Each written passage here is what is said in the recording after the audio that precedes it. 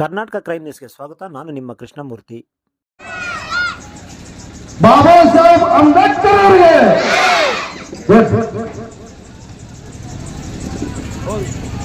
ಬಂದವೇ ಏನು ಇವತ್ತು ಕರ್ನಾಟಕ ಸರ್ಕಾರ ಸಂವಿಧಾನ ಹರಿವನ್ನ ನೋಡ್ಲಿಕ್ಕೆ ಇವತ್ತು ಅಮೃತ ಸಮಾಸದ 75 ವರ್ಷದಲ್ಲಿ ಇವತ್ತು ನಾವು ನಮ್ಮ ಶಿಲ್ಘಟ್ಟ ಕ್ಷೇತ್ರದಲ್ಲಿ ವೈಹುಂಸೇನಹಳ್ಳಿ ಸ್ಟಾರ್ಟ್ ಆದ ಮೇಲೆ ಬಹಳ ಶಾಂತಿಯುತವಾಗಿ ನಮ್ಮ ಕ್ಷೇತ್ರದಲ್ಲಿ ಸುಭಿಕ್ಷವಾಗಿ ನಮ್ಮ ಶಿಲ್ಘಟ್ಟ ಕ್ಷೇತ್ರ ಜನಕ್ಕೆ ನಾನು ಆಭಾರಿಯಾಗಿರ್ತೇನೆ, ಅಭಿನಂದನೆ ಸಲ್ಲಿಸ್ತೇನೆ. ಇವತ್ತು ಏನು ನಾಳೆಗೆ ಕೊನೆಗೊಳ್ತಾ ಇದೆ, ಇವತ್ತು ಈ ಸದನದಲ್ಲಿ ನನಗೆ ಭಾಷಣ ಮಾಡಲಿಕ್ಕೆ ಒಂದು ಅವಕಾಶ ಮಾಡಿಕೊಟ್ಟಿದ್ದಕ್ಕೆ ಈ ಪಂಚಾಯತಿ ಎಲ್ಲ ಮುಖಂಡರಿಗೂ ಮತ್ತು ಸರ್ವರಿಗೂ ನಾನು ಅಭಿನಂದನೆ ಸಲ್ಲಿಸ್ತೇನೆ.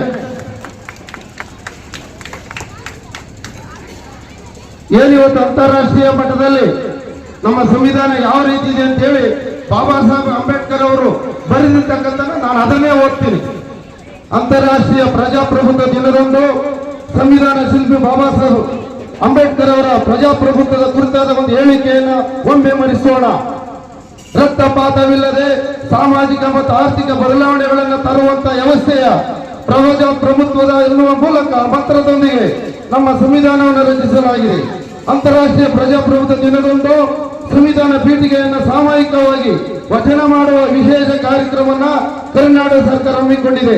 ಇಂಥ ಮಹತ್ವದ ದಿನದಂದು ಸಂದರ್ಭದಲ್ಲಿ ಸಂವಿಧಾನ ಪೀಠಿಕೆಯ ಭಾತೃತ್ವ, ಸಾಮರಸ್ಯ ಹಾಗೂ ಸಮಾನತೆಯ ಕುರಿತು ಅರಿತುಕೊಳ್ಳುವಂತಹ ಅತಿ ಮುಖ್ಯ ಇದೊಂದು ಸರಿಸಾದ ಮಾತ್ರ ನಮ್ಮ ದೇಶ ಸರ್ವ ಜನಾಂಗದ ಜಾತಿಯ ತೋಟವಾಗಿ ಹೊರಹೊಮ್ಮಿದೆ. ಅಂತಾರಾಷ್ಟ್ರೀಯ ಪ್ರಜಾಪ್ರಭುತ್ವದ ದಿನದಂದು ಸಂವಿಧಾನದ ಆಶಯ ಮತ್ತು ಮೂಲ ತತ್ವಗಳು ಅರಿತುಕೊಳ್ಳುವ ಪ್ರಯತ್ನಕ್ಕೆ ಎಲ್ಲರೂ ಕೈ ಜೋಡಿಸೋಣ. ನಿರಂತರ ಸುದ್ದಿಗಾಗಿ ನೋಡ್ತಾ ಇರಿ ನಿಮ್ಮ ಕರ್ನಾಟಕ ಕ್ರೈಮ್ ನ್ಯೂಸ್. ಧನ್ಯವಾದಗಳು.